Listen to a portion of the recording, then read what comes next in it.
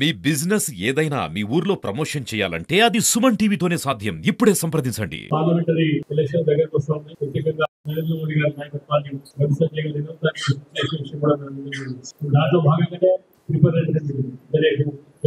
జరిగే సమావేశం ఏదో దానికోసం వచ్చిన మిత్రులందరికీ వేదికపైన మిత్రులకు కేంద్రాల ఇన్ఛార్జీలు మండల పార్టీ జిల్లా స్టేట్ కూడా స్వాగతం పలుకుతూ మొదలు బండి సంజయ్ గారిని ప్రెస్ కు మాట్లాడాల్సింది కోరుతా ఉన్నాం. ప్రెస్ కు మాట్లాడుతున్నా మనం మీటింగ్ కట్ చేయాల్సిన ప్రెస్ మీట్ అయిన తర్వాత మన సమావేశం పార్లమెంటు ఎన్నికల ప్రచారంలో భాగంగా ఈ నెల 8వ తారీఖు నాడు మా ప్రియతమ నేత ప్రధానమంత్రి కాబోయే మూడోసారి మూడోసారి మన తిరిగి ప్రధానమంత్రి కాబోతున్నటువంటి నరేంద్ర మోడీ గారు ఎన్నికల ప్రచారంలో భాగంగా వేములవాడకు వచ్చే అవకాశం ఉంది కనుక రాష్ట్ర పార్టీ 3-4 ప్లేస్ అనుకుంటుంది. కరీంనగర్ పార్లమెంట్ కూడా రావాలని చెప్పి మేము కోరడం జరిగింది. కరీంనగర్ పార్లమెంట్ వస్తే దానిలో వేములవాడ రాజరాజేశ్వర స్వామి యొక్క ఆశీస్సులు ఉంటాయి కాబట్టి ఇక్కడికి రావాలని చెప్పి మేమందరం కలిసి నిర్ణయించుకోవడం జరిగింది. కానీ వచ్చే అవకాశం ఉంది కాబట్టి దాని దగ్గర ఏర్పాట్లు ముందే చేసుకోవాల్సిన అవసరం ఉంది. జన సమీకరణ కానీ బహిరంగ సభ వేదిక ప్రాంతం కానీ హెలిప్యాడ్స్ వాటి అన్ని రకాల ఏర్పాట్ల ముందే మనం వారి సమాచారం ఇవ్వాల్సింది కాబట్టి ఈరోజు మేమందరం కూడా వెళ్ళి ఆ ప్రాంతాన్ని పరిశీలించడం జరిగింది. నరేంద్ర మోడీ గారు పాల్గొన్నటువంటి ఆ బహిరంగ సభను పూర్తి స్థాయిలో విజయవంతం చేయడానికి ఈరోజు సమావేశం ఏర్పాటు చేసుకుంటారు. ప్రజలందరూ కూడా ఎదుర్కొంటున్నారు. నరేంద్ర మోడీ గారిని మేము ప్రధానమంత్రి చేయాలనుకుంటున్నాం. మా ఓటు నరేంద్ర మోడీ గారికి వేయాలనుకుంటున్నాం. అటువంటి గొప్ప వ్యక్తి మా ప్రాంతానికి వస్తున్నప్పుడు చూడడానికి తప్పకుండా మేము వస్తామని చెప్పి నిన్న టీవీలో వచ్చిన తర్వాత పేపర్ వచ్చిన తర్వాత ఒక చర్చ చదువుతాను. కుమారన్న పైకి కుమారన్న ఒక్కో కష్టపడ్డది ఒక్కో కష్టపడ్డది కాబట్టి దాన్ని దృష్టిలో ఉంచుకొని పెద్ద ఎత్తున ప్రజలు స్వచ్ఛందంగా తరలి వచ్చేటువంటి అవకాశం ఉంది కాబట్టి దాని దగ్గరని ఏర్పాటు చేయాలని చెప్పి మేము ఇప్పటివరకు చర్చించుకోవడం జరిగింది, నిర్ణయించుకోవడం జరిగింది. లేదా ఎండాకాలం విపరీతమైన ఎండ ఉంది ఒకటి, మధ్యాహ్నం చాలా ఇబ్బంది ఉంది కాబట్టి ఫస్ట్ మీటింగే ఫిబ్రవరికి ఇవ్వాలని చెప్పి మేము కోరడం జరిగింది. మార్నింగ్ 9 o'clock ఈ మీటింగ్ ఉండే అవకాశం ఉంది కాబట్టి మార్నింగ్ 9 o'clock పెద్ద ఎండ ఉండకపోయింది. ప్లస్ సమయం ప్రకారం వస్తారు కాబట్టి మళ్ళీ దీని తర్వాత మళ్ళీ మిగతా ఆ రోజు అనేక బహిరంగ సభలు ఉన్నాయి కాబట్టి 9 గంటలకు వచ్చి వాళ్ళు వెంటనే 1 గంట లోపల వాళ్ళు వెళ్ళేటువంటి అవకాశం ఉంది. స్వామివారి దర్శనం కూడా ఇంతకుముందే అధికారులతో మాట్లాడడం జరిగింది. ఎన్నికల కోడ్ కనుక ఆ ఇబ్బంది లేకుంటే వారు తప్పకుండా స్వామివారి దర్శనం చేసుకోవాలని చెప్పి ఆలోచన వాళ్ళకి ఉంది కాబట్టి ఎన్నికలైన కోడ్ ఇబ్బంది వస్తే కొంచెం ఇబ్బంది లేకుండా మాత్రం తప్పకుండా దర్శనం చేసుకోవాలని చెప్పి వాడికి ఆలోచన లేదు. ఎందుకంటే గతంలోనే అనేక సందర్భాల్లో మీరు రిక్వెస్ట్ చేయడం జరిగింది. సరే, అనేక కారణాల వల్ల ఈ ప్రాంతంలో మోడీ గారి కార్యక్రమం లేకపోవడం, యోగి గారు తిరిగి రావడం కాబట్టి ఎట్టి బస్సులో మోడీ గారి యొక్క బహిరంగ సభను నాయకులు కార్యకర్తలు అందరూ కలిసి తప్పకుండా విజయవంతం చేస్తాం. అన్ని ఏర్పాటు చేస్తాం. ప్రజలకు ఏ ఇబ్బంది కాకుండా ఎండాకాలాన్ని దృష్టిలో ఉంచుకొని అన్ని సౌకర్యాలను ఏర్పాటు చేసే ప్రయత్నం చేస్తున్నాం. ఇక్కడ ప్రజలు కూడా మేము అప్పీల్ చేస్తున్నాం.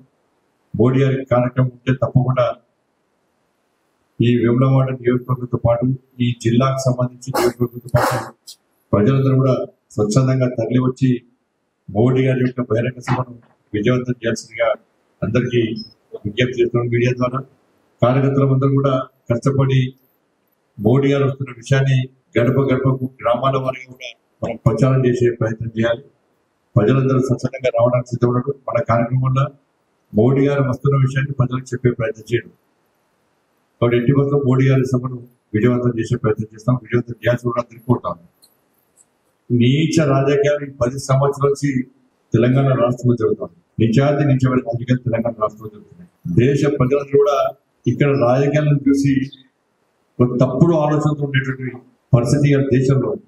ఏ రాజకీయ పార్టీ అయినప్పుడు కూడా ఒక స్ఫూర్తిదాయకంగా ఉండాలి, 10 మంది మెచ్చే విధంగా, 10 మందికి నచ్చే విధంగా, దాన్ని చూసి 10 మంది పాటించే విధంగా ఉండాలి తప్ప ఇక్కడ నుండి రాజకీయ నాయకులను కొంత రాజకీయ పార్టీలు కానీ వ్యవహరిస్తున్న తీరు చూసి సభ్య సమాజం తల తీసుకులేక.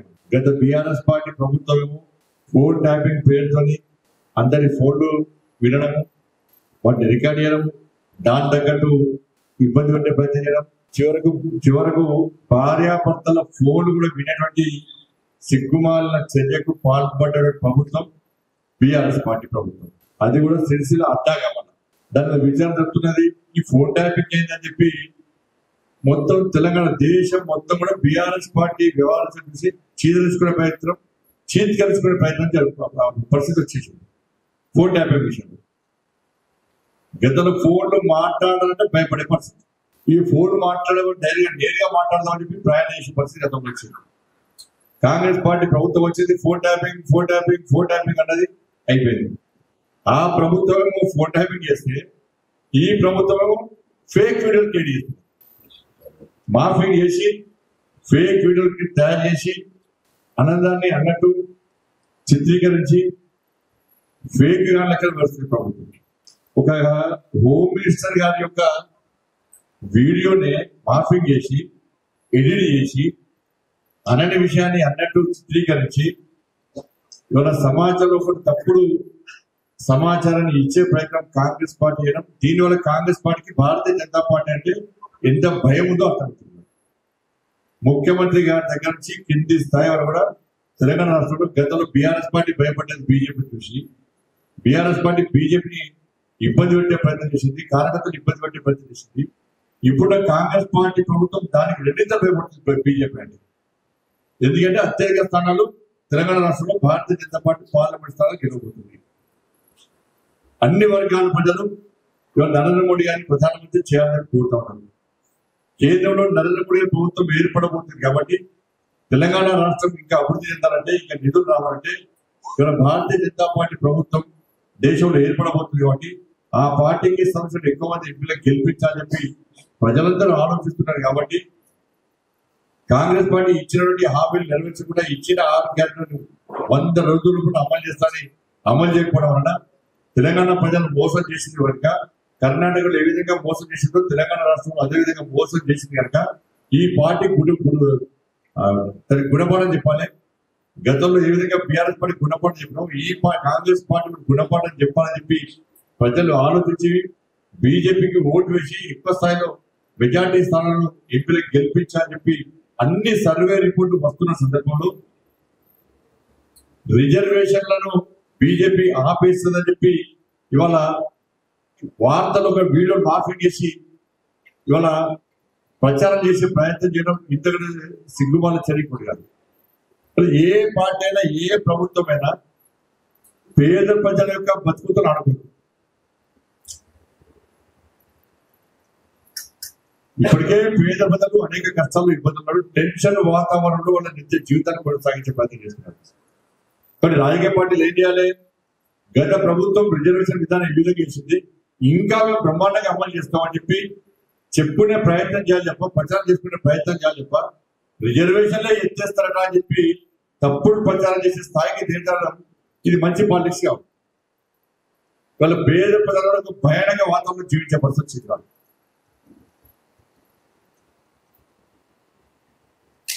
రిజర్వేషన్లు పక్కా అమలు చేసే పార్టీ భారతీయ జనతా పార్టీ. బాబాసాహెబ్ అంబేద్కర్ స్ఫూర్తిగా తీసుకొని ముందుకు పోయే party Bharatiya Janata party.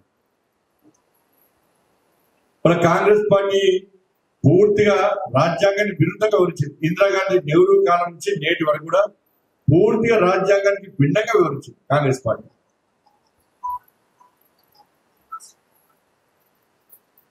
Congress party ప్రభుత్వం 54 సంవత్సరాల కాంగ్రెస్ పార్టీ పాలనలో ఏ ప్రధానమంత్రి కూడా బాబాసాహెబ్ అంబేద్కర్ గొప్పతనాన్ని చెప్పిన దాఖలాలు లేవు.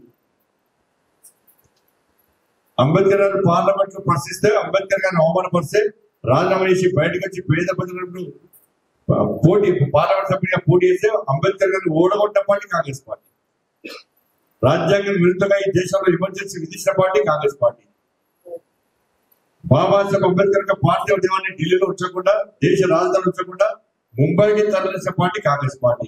కనీసం పార్లమెంట్ లో అంబేద్కర్ గారి చిత్రపటాన్ని కూడా పెట్టలేని పార్టీ కాంగ్రెస్ పార్టీ. రామ్నాథ్ కోవింద్ గారు కానీ ద్రౌపది ముర్ము గారిని రాష్ట్రపతి చేస్తే అడ్డుకున్న పార్టీ కాంగ్రెస్ పార్టీ. ఈ దేశంలో రాజ్యాంగానికి భిన్నంగా సుప్రీంకోర్టు వ్యతిరేకించినప్పటికీ కూడా మతపరమైన రిజర్వేషన్లను అమలు చేయాలని చేస్తామని చెప్పి రాజ్యాంగానికి తూట్లు పొడిచిన party Congress party.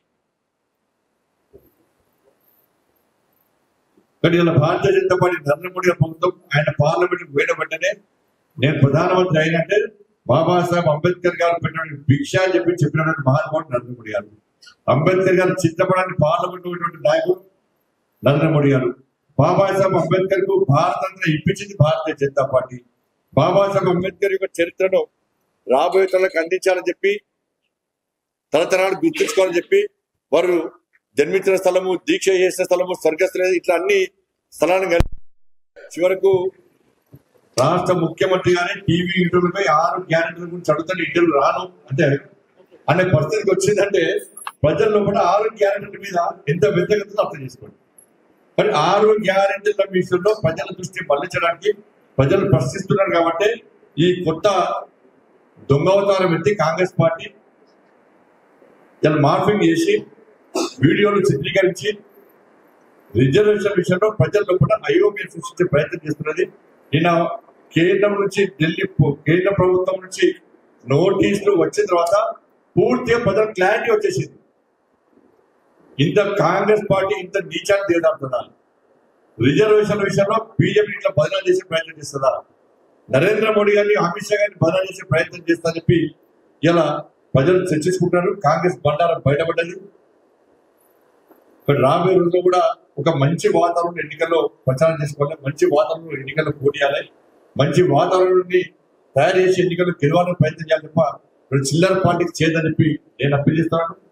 Karimnagar parliament లో కూడా కాంగ్రెస్ పార్టీ అభ్యర్థి ఎవరో, ఎక్కడి నుంచినో, ఏ దేశమో, ఏ రాష్ట్రమో ఎవరు తెలియదు. ఎవరు ఆయన ఓడుకుంటున్నారు. ఆయన ఒక తెలంగాణ ఉద్యమం చేయలే, ఆయన ఒక రైతుల గురించి మాట్లాడలే, నిరుద్యోగుల గురించి మాట్లాడలే, ఉద్యోగస్తుల గురించి మాట్లాడలే, ఆర్టీసీ కార్మికుల గురించి మాట్లాడలే, ఈడబ్ల్యూఎస్ గురించి మాట్లాడలే, ఎస్సీ ఎస్టీ బీసీల గురించి మాట్లాడలే. ఆయన మీద గతంలో ఇప్పుడు అరెస్టు కాలేని పేద ప్రజల కోసం ఆయన ఇక్కడ ఉద్యమాలు చేసే చరిత్ర లేదు.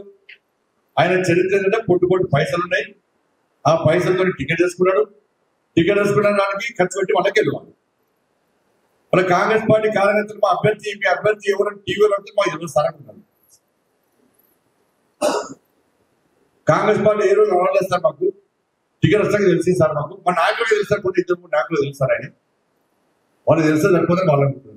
ఇక బీఆర్ఎస్ పార్టీ అయినా ఏం చేయకుండా అన్ని చేస్తారు. ఇక్కడికి ఫిబ్రవరి 3 సార్లు మంత్రం ఇక్కడనే ఇప్పుడు 10 సార్లు 3 సార్లు దాని మీద లేఖ రాయడానికి ఇలా ముంపు గ్రామాల ప్రజలు ఇబ్బంది పడుతుంటే వాళ్ళ గురించి లేఖ రాయని చేతులు రావాయనకు ఏ రోజు రాడాయని. ఇక రకాల వర్షం నష్టపోతే మొన్న వచ్చి ప్రభుత్వం బీపీది అది ఇప్పుడు వచ్చింది, అంతకు రాలేదు రాలేని. ఇంటర్మీడియట్ విద్యార్థులు ఆత్మహత్య చేసుకున్నారు ఈ జిల్లాలో. ఏది కేసీఆర్ యొక్క మూర్ఖత్వ పాలన వల్ల అప్పుడు రాలే. వర్షాలు వస్తే రాలే, ఇప్పుడు ఆయన మునిగిపోతే ఇప్పుడు వచ్చింది. ఆయన ఏం చేయకుండా అన్ని చేశాడు. ఆయన ఏం చేయకుండా అన్ని చేశాడు. ఆయన అన్ని చేస్తే పోయినసారి ప్రచారం తీసుకోలేదు, ఎన్నికల ప్రచారం. నువ్వు 89 ఓట్ల 1000 ఓట్లతో ఓడుకుంటాను నేను. ఇక్కడ నా మీద మాట్లాడే కాంగ్రెస్ పార్టీ నాయకుడు అన్నాడు మంత్రి, ఆయన డిపాజిట్ అని పోయింది సార్. నా ఇక్కడ డిపాజిట్ అనే కర్మల్ డిపాజిట్ అన్నాడు. ఇక్కడ మాట్లాడే భాష విషయంలో కాంగ్రెస్ పార్టీ కార్యకర్తలు భయపడుతున్నాడు. ప్రతి కాంగ్రెస్ పార్టీ కార్యకర్త మాకు రక్షణ కల్పించండి అంటున్నారు, ఒక గన్మన్ చేయండి అంటున్నారు. ఏదైనా ఏడు కడపలో కుతాడా, తలకాయ మీద కుతాడా, ఏడు కుతాడా ఏం తెలియదు. ఫోన్తో కుతాడా, త్రవతో కుతాడా తెలియదు. ఆయన భాష, ఆయన వ్యవహారం చూసినాక మొత్తం నవ్వుకుంటున్నారు. ఏం ఆనందాన్ని ఆయన అనుకున్నట్టు పడుతుంది, ఏం అనుకున్నా కూడా అన్నట్టు తయారు చేసుకున్నాడు. ఆయన నన్ను బెదవా అన్నాడు. నేను అన్న కూడా మీడియా మిత్రులు బెదవా అన్నాడు అంటే అన్న మీద మా అన్నకు బాగా ప్రేమ ఎక్కువ. నేనంటే చాలా బాగా ప్రేమ ఎక్కున్నది. వెధవ అంటే 1000 సంవత్సరాలు ధనికంగా వర్తిల్లు అన్నట్టు.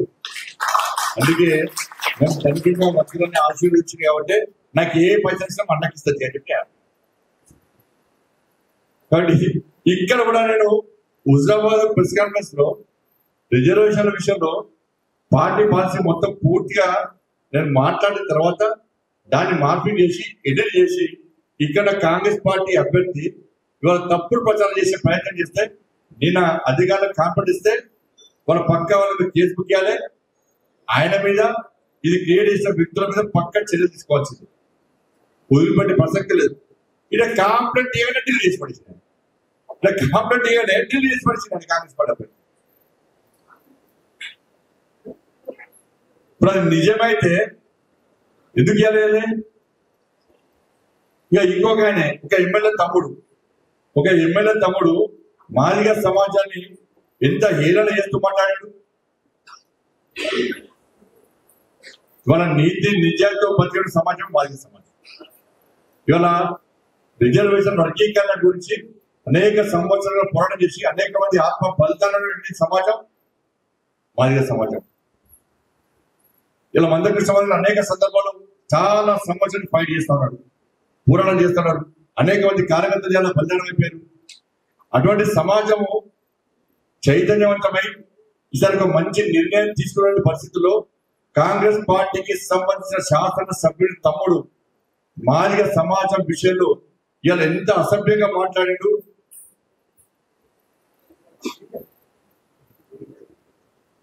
మరి ఆయన సమాజంలో లేవుడు ఇతర మతానికి పోయాడు. ఇప్పుడు డౌట్ వస్తుంది. బట్ ఆయన మీద పక్కా చర్యలు మాదిగ సమాజం వాళ్ళు వచ్చారు. బీఆర్ఎస్ పార్టీ నాయకులు బరితెగించి మాట్లాడుతున్నారు మన సమాజం మీద.